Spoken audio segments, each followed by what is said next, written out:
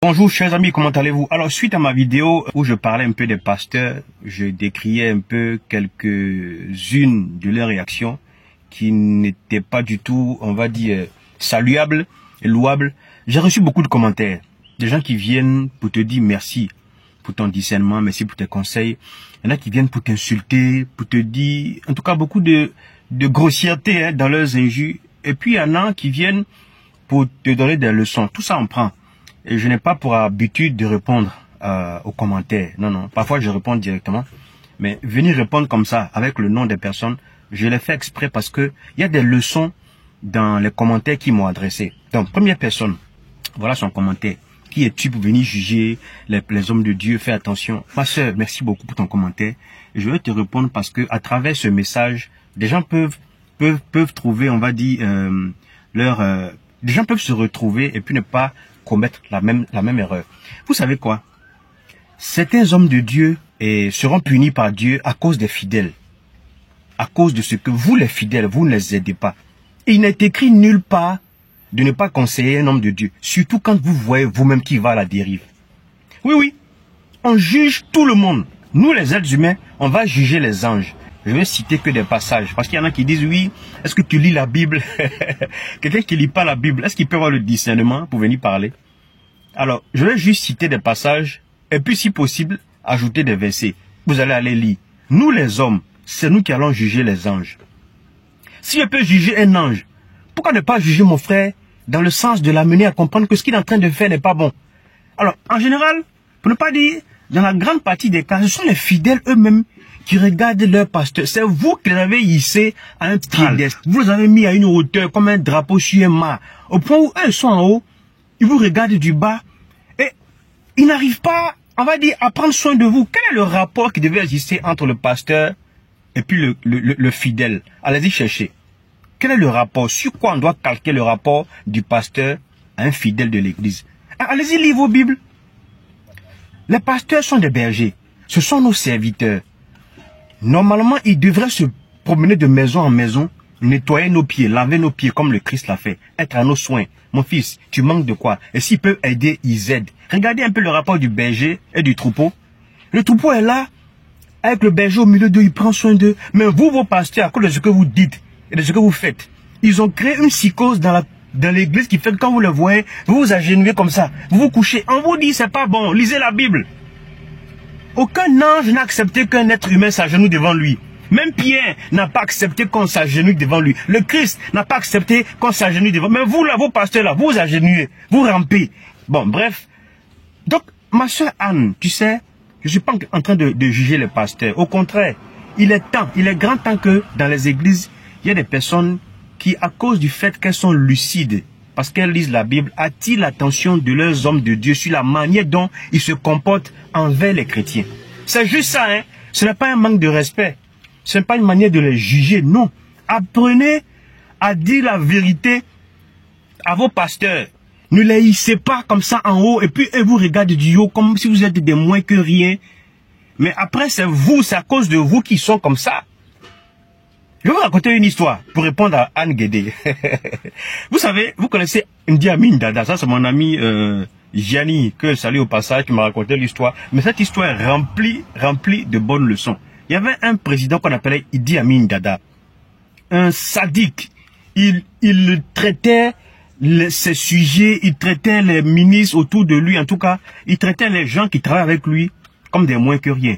Il y en a qui le tuaient, il y en a qui... Bon, bref, vous connaissez un peu les dictateurs africains. Un jour, Idi Amin Dada rassemble ses sujets, ses notables, je ne peux même pas dire ses ministres. Et puis il leur dit, je vais changer le nom de l'Ouganda. On va appeler l'Ouganda Idi. Parce que Ouganda, ça sonne pas bien. On va appeler désormais Ouganda Idi. Et puis, tous les notables, ses sujets, pour ne pas dire ceux qui travaillent avec lui, les ministres là, étaient là, ils ont dit, ok, ils ne peuvent pas répondre. Ils ont peur. Il y a une psychose. Quand il a parlé, il a parlé. Et c'est ce rapport-là que parfois les pasteurs ont envers, on va dire, leurs autres petits pasteurs. Et on peut pas leur dire la vérité. Donc, les gens n'ont pas de soucis. On va appeler désormais l'Ouganda Idi. Ça sonne bien. Idi. Il y a un seul qui a dit, mon président, vous savez quoi? Il y a un pays qu'on appelle Chypre. Et ce pays-là, À cause de Chypre, le nom du pays là, on appelle les habitants de Chypre des Chypriotes. Est-ce que vous savez comment on va appeler les habitants de Idi? On va nous appeler des idiots. On n'est pas des idiots. Vous voyez. Et le président Idi Amin Dada a dit, mais franchement, il n'y a que 2 personnes intelligentes ici. Il y a toi et moi. Tout le reste là, ils ne sont pas intelligents. Et donc, il venait de sauver l'honneur de l'Ouganda. Et à cause de ce ministre-là, Idi Amin Dada a renoncé à appeler l'Ouganda Idi. Voici une belle remarque que quelqu'un a fait juste pour sauver l'honneur d'un pays. Et parfois, vous êtes là, assis avec vos pasteurs, vos prophètes, vos apôtres, incapables de leur dire, mon pasteur, excuse-moi, avec tout le respect que je te dois, ce que tu fais là n'est pas bon. Parce que, vous savez, la religion là, il y a une manière de la pratiquer. Aujourd'hui, à cause de notre manière de pratiquer la religion, les gens se moquent de nous. Ma soeur Anne Guédé. On n'est pas en train de juger les pasteurs, on est en train de vous dire, soyez capables de les ramener à l'ordre. Ce sont des serviteurs. Quand on dit, vous dites oui, excusez le bruit, je suis dans la rue. Quand on dit, vous êtes là, oui, mon papa, hein, ne touche pas à mon oin. Donc il n'a qu'à faire tout ce qu'il veut, il n'a qu'à dire tout ce qu'il veut. Vous le regardez, vous ne dites rien. Hein? Non, papa. Mais donc ton propre papa à la maison, tu ne peux pas lui faire des remarques. C'est comme ça qu'on a été éduqués. Quand on était petit, on ne pouvait rien dire à papa. C'est qu'il a fait quelque chose, quand c'est mauvais, c'est mauvais. Aujourd'hui, mes enfants me font des remarques, des reproches. Oui, et ça m'aide, et c'est bon. C'est ça, papa, honnêtement, hein, tu as fait telle chose que je pense que tu n'aurais pas dû faire. Et franchement, je suis content de ça. Mais combien de personnes acceptent ce genre de remarques qui sont constructives? Ça, c'est numéro 1. Maman Guédé Anne, je pense avoir fini avec toi. Je reviens sur une autre personne aussi qui a fait un commentaire sur ma vidéo. Voilà le deuxième commentaire d'un monsieur. Voilà, lui me dit faites très attention. Un tel, bon, j'ai enlevé le nom parce que moi je fais de la communication. Ce n'est pas nécessaire de dire le nom d'un pasteur. Voilà, pour moi c'est pas nécessaire. Donc il voulait me dire de faire très attention.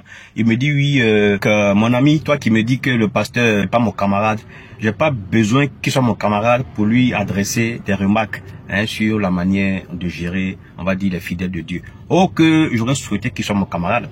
Oh que j'aurais souhaité qu'il soit le camarade de ses fidèles pour qu'on puisse l'approcher facilement. Parce que dans la Bible, dans l'Ancien Testament comme dans le Nouveau, les hommes de Dieu étaient facilement accessibles. Les Moïse et Abraham. Abraham même parlait au peuple comme ça, au point où son beau-frère, Jéthro, lui a dit, mais tu vas te fatiguer en faisant ça, tu peux pas parler à tout le monde, délègue des personnes pour le faire. Qui encore? L'apôtre Paul était très accessible. Jésus-Christ, très accessible. Au point où dans la foule, une femme peut le toucher. Qui encore? Pierre, accessible. Mais aujourd'hui, nos hommes de Dieu ne sont pas accessibles. Je me souviens une fois, lors d'une convention, à la fin de la convention, je voulais approcher un homme de Dieu, je vais pas dire son nom, mais le gars commence tout de suite, non, il y a quoi? Et puis j'ai dit même en riant, mais le gars, qu'est-ce qu'il y a? Vous avez peur qu'il meure ou quoi? Je vais pas le tuer. Et puis il y a un qui m'a regardé méchamment. Mais bref, voilà un peu comment est-ce qu'on traite aujourd'hui nos hommes de Dieu. Et ça, c'est à cause de vous, encore une fois. Je veux même pas que ce soit mon camarade. Jésus est mon ami, ça me suffit. Oui, oui, il a dit, hein, Jésus est notre ami. Il est notre Seigneur. Mais à cause de ce qu'il a fait pour nous, il y a une relation d'amitié qui on va dire, qui s'est installée entre les chrétiens et Jésus-Christ. Encore une fois, le rapport du pasteur avec les sujets, les disciples, c'est très important. Dans les communautés, les pasteurs se sont érigés en gourous. On peut rien dire d'eux. Ah bon, on a peur. Est-ce que vous savez le rapport qu'il y avait entre le Christ et les disciples? Allez lire vos Bibles. On dit qu'il y avait même un disciple, Jean, qui se couchait sur la jambe de Jésus. Quand Jésus prêchait là où il y avait des foules, quand on venait, les gens étaient autour de lui. C'est ça qu'on appelle la bergerie. C'est pas, moi, vous savez, il y a des églises où dès que vous rentrez, vous savez même pas qui est le pasteur, parce qu'il y a une relation d'amitié, de fraternité, une relation conviviale. Il n'y a pas de trône là, 2 trônes là pour madame, pasteur, monsieur pasteur, et puis les notables, et puis maintenant le reste c'est la foule. Ça n'existe pas, il y a des communautés comme ça. Allez-y chercher.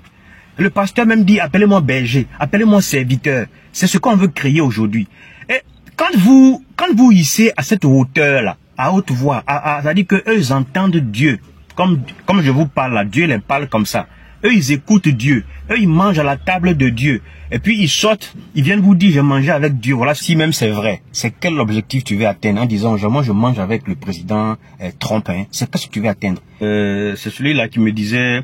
Fais attention, c'est vrai, tu dis de bonnes choses, mais fais attention parce que quand le pasteur tend, j'ai enlevé encore son nom parce que c'est la publicité, dit que lui, il assiste au conseil de Dieu, ça peut être vrai. Vous savez quoi? Il faut être sage dans la vie. Quand le Christ guérissait des personnes, il leur disait, ne va pas dire ça. C'était pour une bonne raison. Lisez bien la Bible. Il a guéri beaucoup de personnes à qui il a dit, ne va pas dire que c'est moi qui ai fait. C'était parce que les gens ne seraient pas prêts à entendre, à accepter et à comprendre le but de ce miracle. Quel est l'objectif que tu veux atteindre quand tu dis aux gens que toi, genre, il y a des témoignages qui ne sont pas nécessaires à rendre. Exemple, j'étais dans ma chambre, j'ai vu Dieu, il m'est apparu, je l'ai vu, on a échangé ensemble, on a mangé. C'est pas nécessaire. Parce que ça, c'est ton intimité avec Dieu. Le but que tu voulais atteindre en racontant ça là, tu vas pas atteindre le but là. Au contraire même, tu vas faire peur aux gens, tu crées une psychose. Ah bon, lui il mange avec Dieu. Oh, c'est parce que tu voulais atteindre. Donc c'est des témoignages qu'on ne rend pas. Tu as mangé avec Dieu, tu as vu Dieu. Ça c'est pour toi, garde-le. Les témoignages qui aident, qui instruisent et qui élèvent, c'est ce qu'on peut vérifier. Ouais, ça on peut pas vérifier ça. Par exemple, vous savez bien que j'étais très malade ici, je ne marchais pas, j'avais des béquilles. Regardez ce que Dieu a fait pour moi, maintenant je marche. Voilà un témoignage vivant, palpable, qu'on peut raconter aux gens. Vous avez fait en sorte que vos pasteurs, vos hommes de Dieu cherchent aujourd'hui là des grâces particulières, de résurrection de mort, de quoi d'autre. C'est vous qui faites qu'aujourd'hui vos pasteurs cherchent le sensationnel. Ils veulent créer autour de vous une certaine peur, une certaine considération. Si vous devez avoir de la considération pour l'homme de Dieu, c'est pas à cause des miracles qu'il fait. C'est pas à cause du fait qu'il mange à la table de Dieu chaque soir. Si c'est en esprit ou si c'est en physiquement, bon, tout ça on ne sait pas. C'est vous qui créez ça. Donc mon frère, pardonnez, arrêtez ça. Soyez des personnes simples et faites en sorte que vos hommes de Dieu soient simples, accessibles, faciles à approcher et faciles à adresser des remarques. Ces gens-là seront jugés sévèrement. Vos pasteurs-là, ils seront jugés très sévèrement à cause du fait qu'ils ont porté sur eux la responsabilité de vous diriger, de vous guider. Et quand ce n'est pas bien fait, mais que vous ne les rappelez pas à l'ordre, c'est à cause de vous que ces personnes-là seront jugées sévèrement. Je vais vous lire un passage, c'est le seul que je vais lire d'ailleurs. Écoutez bien ce passage, c'est un passage en Timothée. Je vais essayer de paraphraser. 2 Timothée 4, verset 2. Lisez verset 1 jusqu'à 5. Alors, donc je vais lire le passage. Je t'en conjure devant Dieu et devant Jésus-Christ, qui doit juger les vivants et les morts, au nom de son apparition et de son royaume. Prêche la parole de Dieu, insiste en toute occasion, favorable ou non, reprend, censure, exhorte, avec toute douceur et avec insistance, en instruisant. Car il viendra un temps où les hommes ne supporteront pas la sainte doctrine, mais ayant la démangeaison d'entendre les choses agréables. Ils se donneront une foule de docteurs selon leurs propres désirs, détourneront l'oreille de la vérité et se tourneront vers des fables. Mais toi, verset 5, sois sobre en toutes choses, supporte les souffrances, fais l'œuvre d'un évangéliste, remplis bien ton ministère. Paul parlait à Timothée, Timothée avait 16 ans. Si tu vois ton frère, le pasteur, l'apôtre, c'est mon frère, avant d'avoir le titre, là c'est mon frère, si je le vois dévier, je l'appelle, je dis mon apôtre, tu sais quoi? Tu as dit un truc là dans ta parole, dans ta prédication là. Voilà ce qu'on vous demande de faire quand vos pasteurs, vos apôtres, vos prophètes disent des choses qui ne sont pas cohérentes avec la Bible. Vous les laissez comme ça, incapables de les reprendre, incapables de leur montrer, parce que pour vous, c'est des personnes à qui on ne peut rien dire.